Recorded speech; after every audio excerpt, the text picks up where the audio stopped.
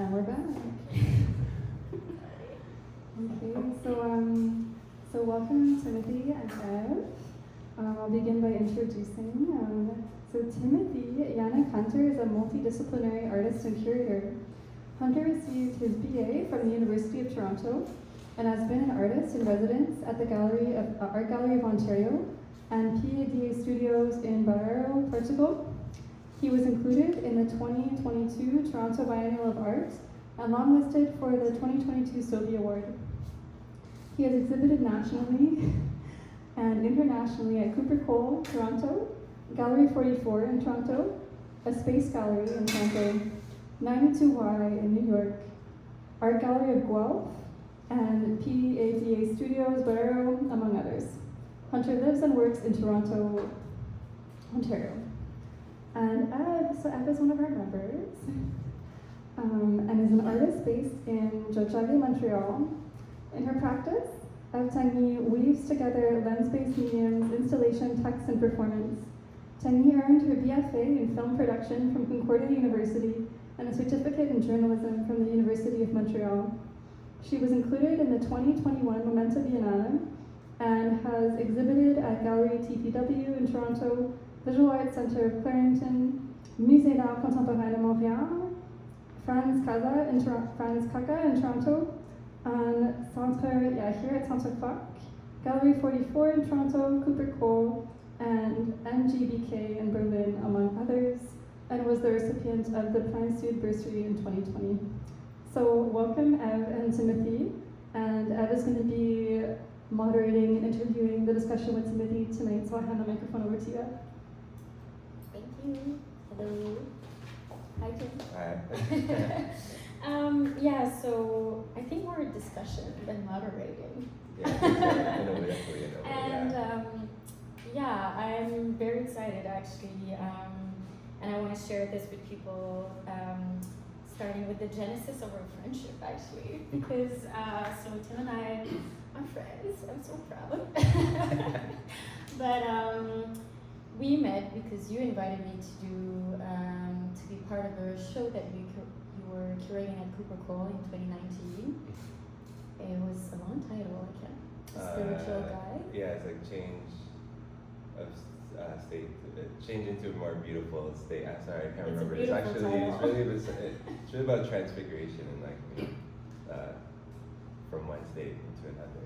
Yeah, and it was such a special exhibition and time together, and the two artists were present installing our works, and there's a train track behind, and we go and fetch rocks to our install and do the late night thing. And I think through since 2019, funny enough, we both signed with that gallery, Cooper Cole, and I think it became a larger family, and also both our practices I think have evolved at a similar pace too. Although we do very different things, I think we always reconnect through different cities, often during install time. Especially during install. Sometimes I feel like we miss each other's shows and we're catching each other while we're installing.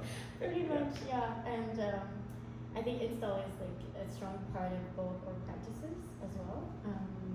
And so I was so excited when I learned that you were, as a member, we had not a committee reunion, and then they were Tim is presenting, and I yelled in a dramatic fashion like this. And, but I was so excited to have you work in Montreal, for me to see it here the first time, and I wanted to go over some more general things about your work, and then if we have time, more specifically about this show.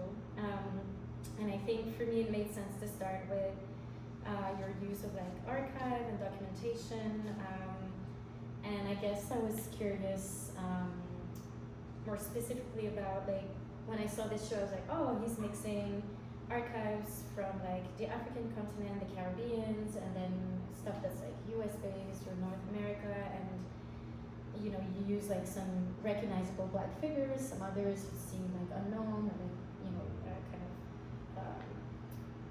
daily people. And so I was wondering how do you make those choices, and how do you decide how much context or like how you contextualize the archives that you use and like how you weave different like locations and geographies and decades as well in your work.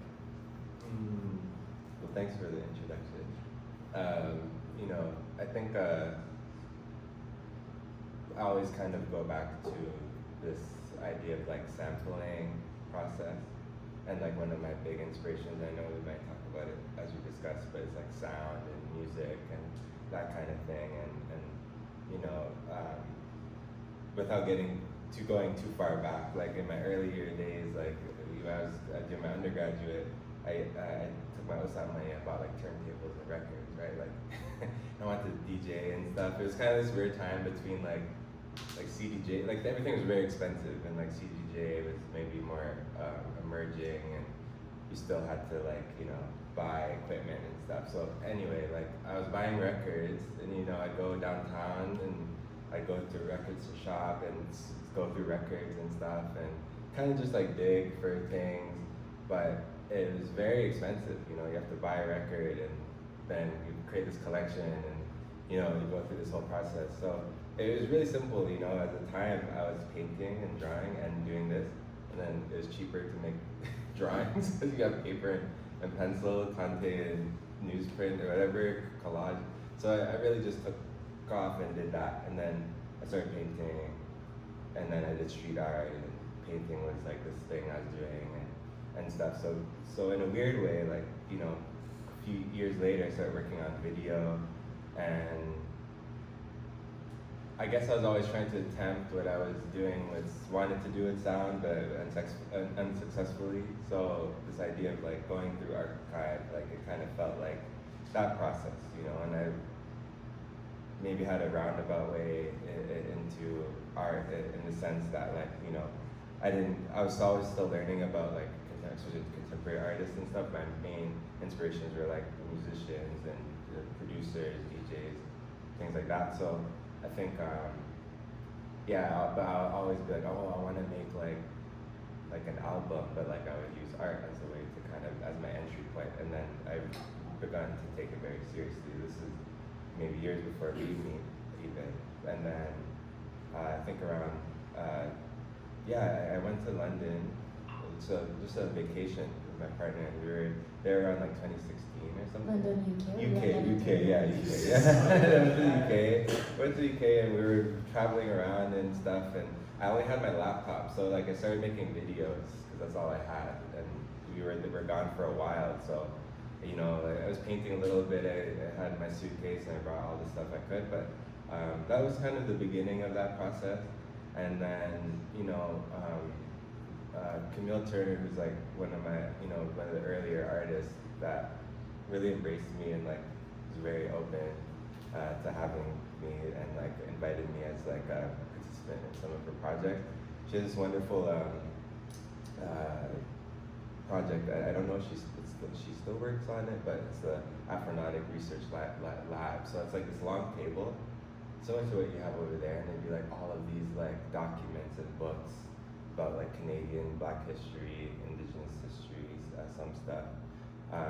And I guess that was one of the first times seeing an artist work like that in such a with like research material, you know. And then, you know, there's other, you know, 2009 or 8 or 9, I go to the AGO and I see like Mutu does these beautiful collage works, and I was so inspired by like this. I guess I was just always inspired by like how people can like bring different feelings. Like, you know, in Mutu, you'd have at the time you have these collages where it's like, you know, anatomy pages and then like fashion magazine cuts put together, and you'd have these like beautiful compositions with like oil ink. And then I guess, yeah, it's like, you know, I just inspired by all these things, and I wanted to do the same thing. You're just like, I want to make that, you know. But my entryway was like sound and music in a weird way, and then that's where it came from, this idea of kind of like quickly, you know, like how if you're doing something with sample, you might take like a 5-minute song, you find like a obscure 15 seconds of it, and then create something new. So. And then, so like going into this method, like I guess a lot of your work is based on research, or like how do you choose your material and how do you choose to like bring it together now that you're working with like documents and archives as well as like sound, but just like visually speaking, for instance, with these, I guess you have one still photo, and then two videos that are kind of all looking at one another in relationship too. So how does that come about? Like what gets in and what gets left out? I think it's just like an intuitive kind of way of working, you know. So there's a lot of my time in the studio is like it's not very exciting about be behind either a screen or pages or bring things into the studio. Just kind of looking for things that speak to me. So is it better? I think now it's closer. I'm not good with the mic, but yeah, I think it's very, you know, again, intuitive. I think of like, you know, I always say, in a way, the work is kind of a compilation of the things I'm interested in, the research I'm in. But I guess I'm thinking about alternative ways to present that. Like, so I'm not an academic in the traditional sense, but you know, I think about art as theory and like what their possibilities as an artist and how to kind of present my work in that fashion. But then, you know, there's a resistance to maybe overly didactic way of seeing the work and trying to find meaning. I'm really into this the feeling of opacity and the unknowing, and so really I try to just kind of, you know, when I kind of lean towards more just like the rhythmic aspect. So I'm like, okay, how do these things feel with each other, next to each other? I had a painting background, so I think of color and these things. So really sometimes it can be quite like, you know, lack of a better word, but superficial, but like more just like, okay, well, how do these things fit next to each other, you know? And then conceptually, that kind of way of working is kind of the bones of the work, you know? So I go back to rhythm and arrangement and things like that. For example, the work on the wall, politique, is kind of, the source image is actually an old Ford Pinto ad from like the 70s, right? Like, no, so I would go through, find the Ebony magazine. I found like I have to go find a high-res version, scan it, create this new composition. I remove the car, I repeat the image.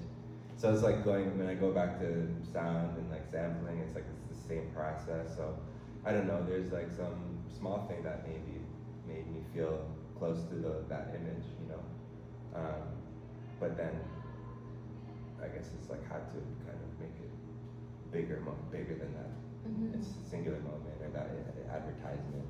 And then even that, taking things out of the original context, I think is very fun. But then like,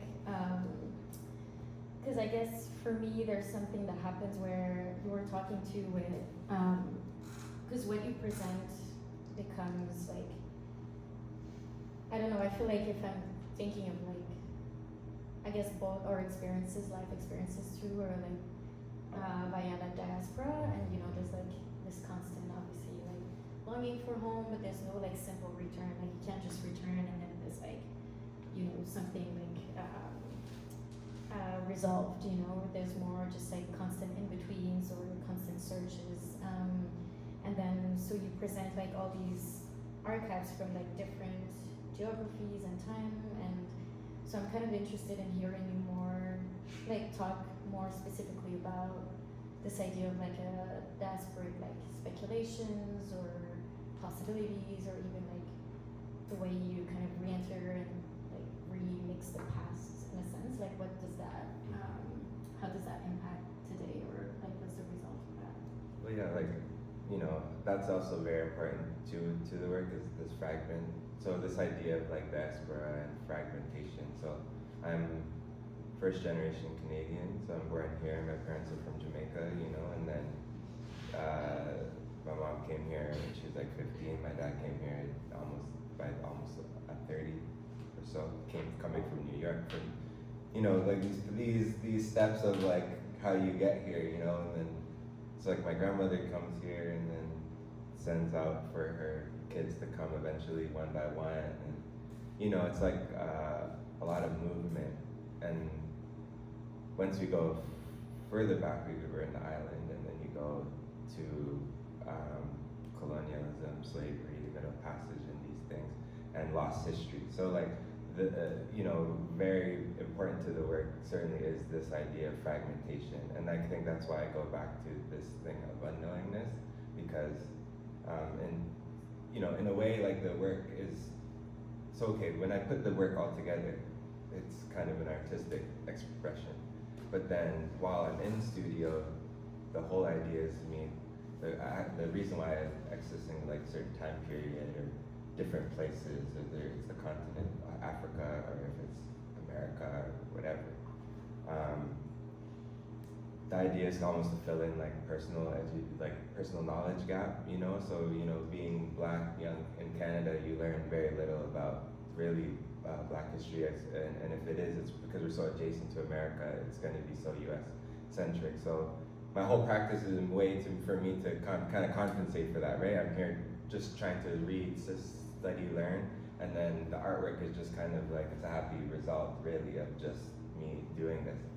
But yeah, like this idea of like, you know, you're watching something and it's like Winnie Mandela, and then it flashes and it's like something else, and then you know, and you're trying to grasp for like what it means. And I think personally, I'm still trying to always figure out what all of it means.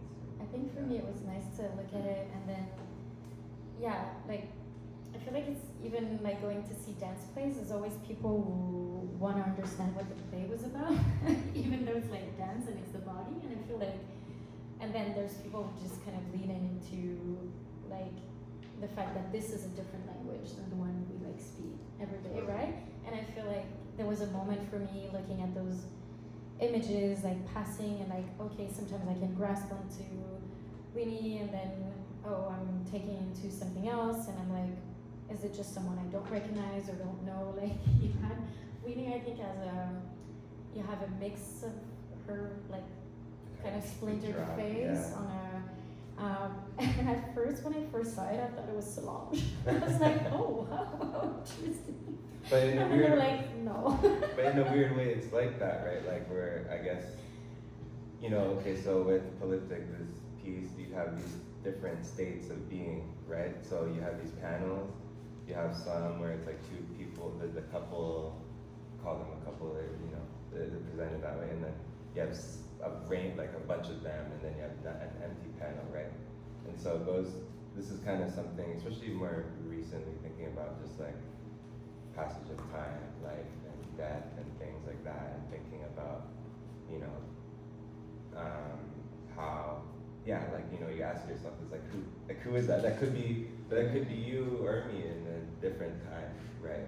Period, you know, like sometimes, something I'm still learning, but like a lot of my work accesses kind of like political history in these things, or even pop culture in some ways too, and then so I think about how those, sometimes not even about the figures you're looking at, but it's like me seeing myself in them, and ourselves. Yeah, I felt like I was really curious to know more about how you chose that image, and I hadn't realized like there was a whole card that had been raised there's no and card all though, that. yeah. But I was so curious about them because I was like, yeah, I do read them as a couple, but at the same time, like, you know, could be something else, but also the fact that they're in front of like this landscape that's kind of nondescript, like I can't tie it, you know, to, there's no like Eiffel Tower or something like easily recognizable, but they pose in a way that to me, like as Black people, you're like, yes, all of our aunties and uncles, like they all pose like that, you know, they're all like so happy to be there, but also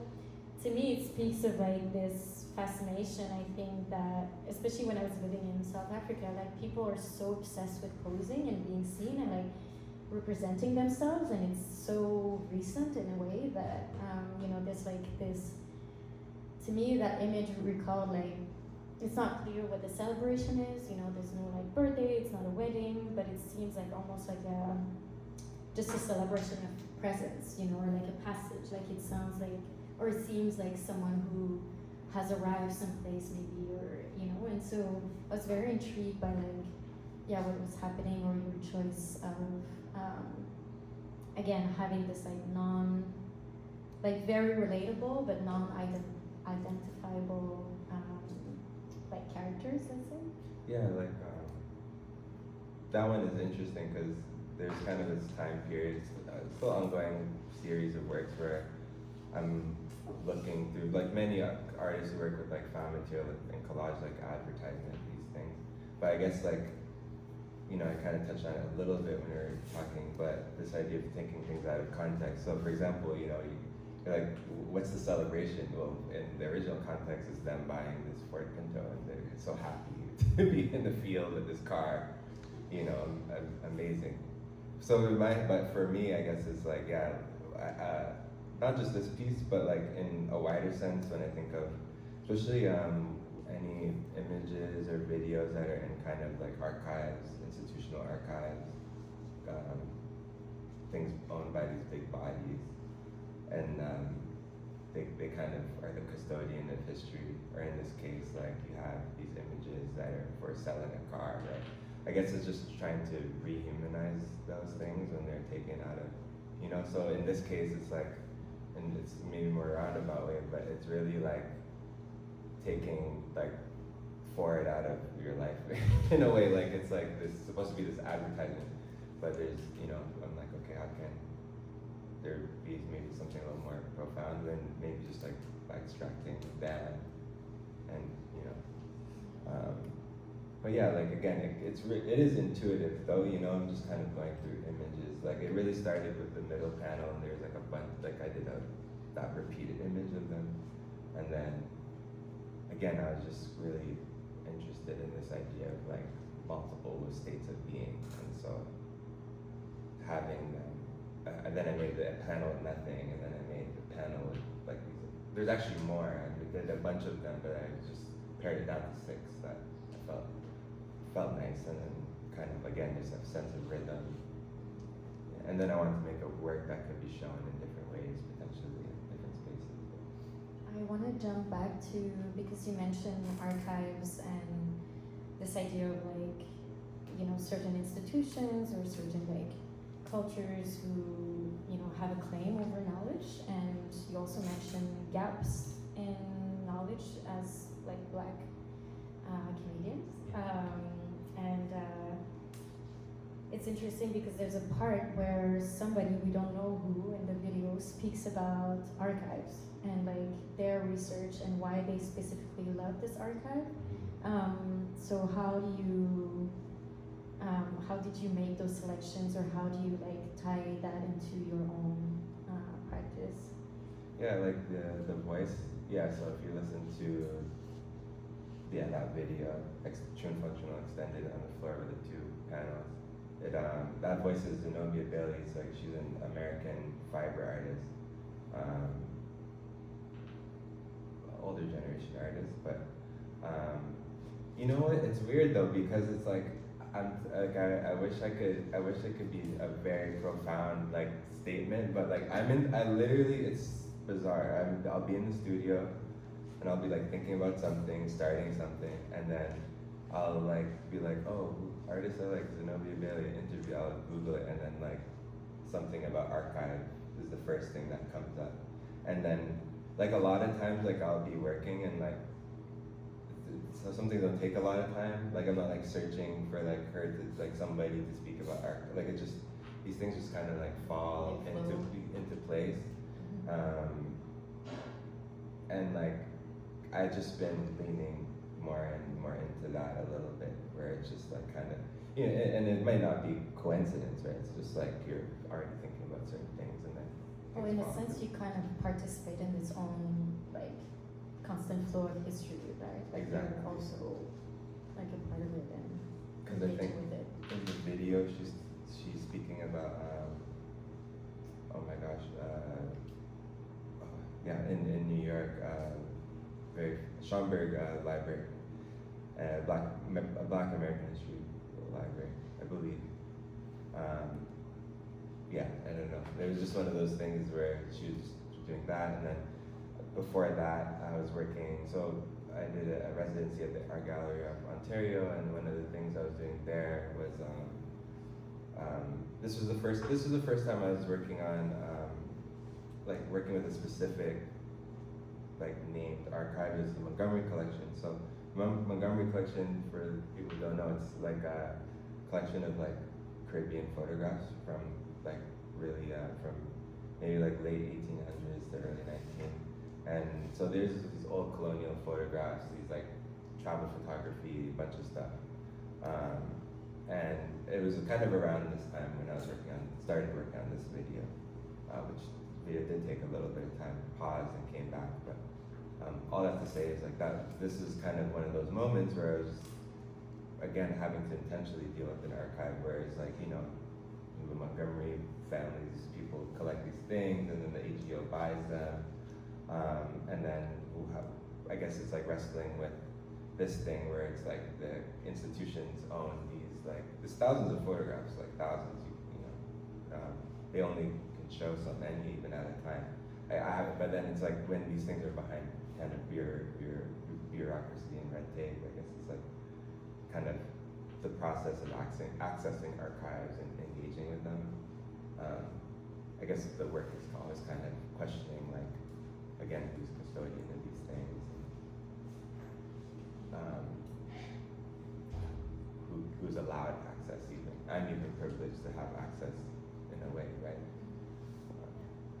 Yeah. I want to go back to sound, if I can, if I may. Of course. Yeah.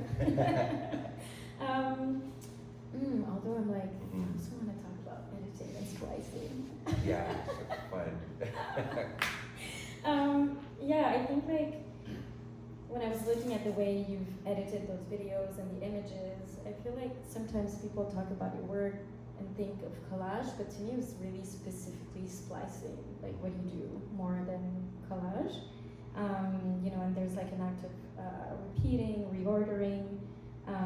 So yeah, like thinking through what we spoke about diaspora and fragment and an experience of life and of knowledge that is deeply fragmented. Like, how are these choices like playing into that or speaking to that? Or Yeah, like I like how you say it's splicing over collage, because in a way that's how I feel about them. It's like, yeah, yeah, because it's like there's not that there's not moments of overlap, but it's more kind of like succession, I guess, in time, forward and backwards, and speeding up things and slowing things down. And I'm thinking about the passage of time. It's just like with, yeah, like you know,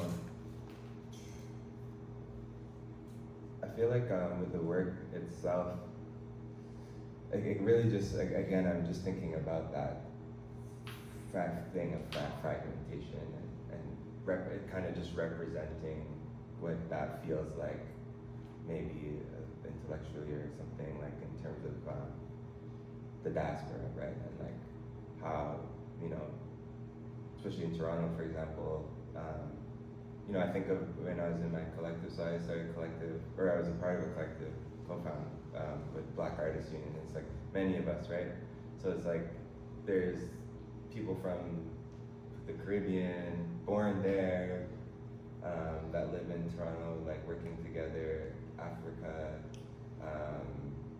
people born on the continent, some people born here. So I guess it's just thinking about some people are a combination of different places, you know, like in terms of genealogy and family and stuff like that. And yeah, I guess it's just like, you know, thinking about how to present that in some sort of way. It's like this like longing to kind of express it in some sort of way, you know, in terms of like, just might get into the editing thing a bit, like, okay, splicing and how those things work. Each decision is kind of, you know, again, made in studio as I'm going. Sound also is important too, so like it's this pairing game, so I make a lot of the sound fully separate from the video. I'm working on that different days.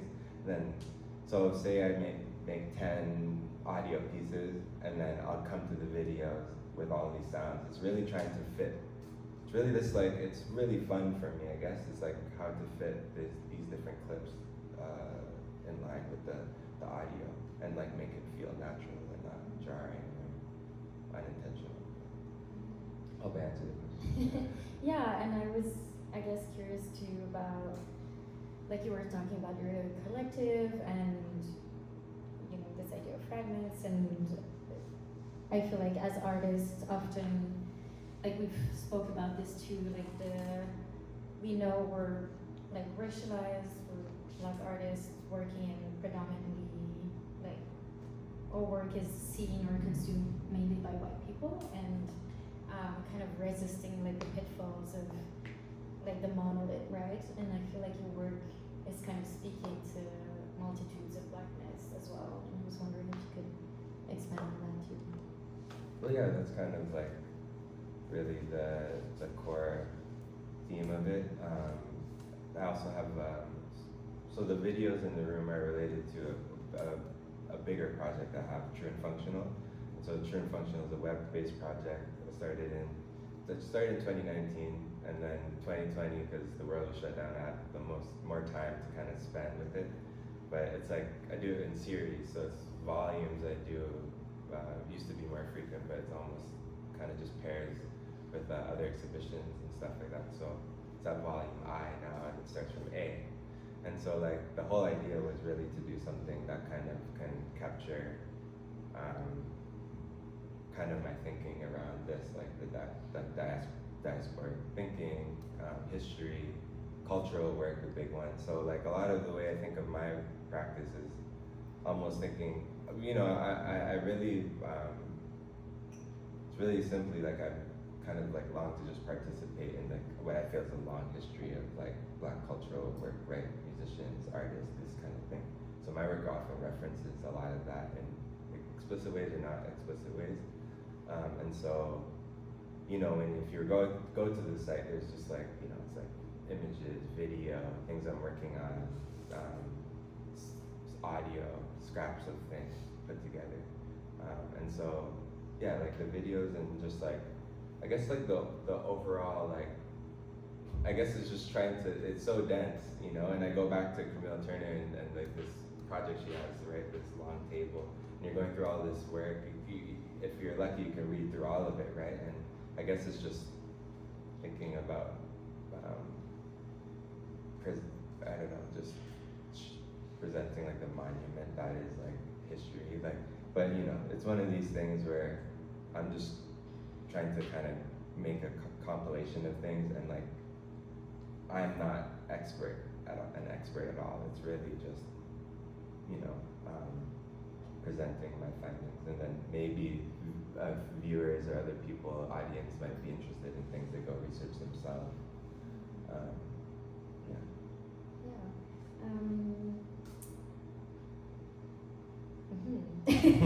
Sorry. No, it's I feel like, because everything we're saying kind of ties into like another, but you mentioned, because you just mentioned like the way you work on the soundtrack separately. I was wondering when I was looking at the videos, I know that you do use something, but there's some stuff you also compose from scratch, so I was wondering if you could speak of that, and then how do you make the relationship happen between sound, like for instance, there's one soundtrack that is playing when we enter this room, and then when we put the headphones on, there's like sound leaks with your own works, so there's like this kind of overall soundtrack and all these individuals too. So yeah, I was wondering if you could speak a little bit about your process with how you make those decisions in the studio, and then how it comes together when you install. Well, we kind of started with the install thing, both of us, right? Yeah. Like, some of it, you know, just like responding to the space, right? Like, you know, you think of something as simple as like there's two videos in a room, so one has to, you know, like, which one do you think would rest easier in someone's head, and then which one do you choose to be kind of like the soundtrack of the room almost? So in terms of like the choices, it's really adaptive. I'm really adapting to the kind of condition of the space. especially there's so much time, sometimes you're spending so much time with the sound and like you're in your headphones and you're like, oh, it sounds terrible like out here on the TV speakers, there's no way. But then you don't want it to be too loud, right? So, you know, it's really like practical things like that. So there's that level of it. And then in terms of like in studio, right? Like if like you'd ask like samples versus like, you know, something with synthesizer and drums or something like that. Like it really is just, you know, I always say the sound thing for me is kind of like sketching. So especially when I was painting a lot, I'd sketch a lot. I still do sketch, but I've now kind of think about sound as sketching in a way. So I start my studio when I'm not so busy. I could start my studio days where just like with sound, sometimes that's all I'm doing in the studio. I have hundreds of WAV files, like just things I've just made over the years, and then I don't know, I find that process of working more freeing. Maybe it's I don't know, I'm not traditionally trained the musician or anything, so it's like going, I don't know, I feel like it's just like always been fun and experimental. So going in the studio, doing sound, we make like, I'll do this thing, especially during the pandemic, I was like, okay, one thing a day, like make one thing every single day, and then you just start doing it, and then all of a sudden, yeah, like I'll have like, at the end of a month, I'll have like 30, 40 things, like audio pieces to choose from. They're not all good, most of them are bad, that's how it works. Like I'm like, oh, it's mostly bad stuff, and then you pick the best 5, and then the 5 make it to the video, and then, yeah, and then you, yeah, I think in terms of, again, in terms of sample versus not, it's really just how I'm feeling in the moment. Sometimes you just hear things that are just very like, just noises that are very beautiful, and you're like, oh, okay, like maybe I could create something out of this. And then just moods, really, you know, it's just exploring that. I feel like I'm surprised to hear, I'm realizing like intuition seems to play like a bigger part than I expected. Maybe when I look at your work, it seems very, like it's very, it's presented in such a, what's the word I'm looking for in English? Like it seems very thorough decisions and like very precise, very meticulous. But then you're like, how do you find balance between, okay, I'm working with archives, I'm working with documents, but then I'm working with them in ways that feel intuitive as well, and especially I feel like in an art world, it's like, you gotta intellectualize every piece of work that's here. I know, for sure. Especially like say like, like especially with referencing and using found material, it's like you're always wrestling, when you bring them into the public sphere, it's like, always have to wrestle with like, you know, citation and these things, which before used to be frustrating to me in a way, right? Like you maybe work with a curator or somebody like, oh, we need like all, like everything you reference, like for to document. But then I start to embrace it more maybe a little bit, because then I think of footnotes and like how sometimes those are important, like when you're reading, researching, footnotes can be helpful, but also this like in meta text kind of thing, and I guess instead of shying away from it, embracing it a little bit more. I don't know, you know, it's weird because it's like, one way it's like feels very intuitive, but then I'll admit it's not like haphazard, like, oh, I'm just gonna pick whatever, and like, you know, sometimes like, I guess it's sometimes the decisions are, I don't know, maybe it's just like I've been doing it long enough where it's like kind of built in like certain habits.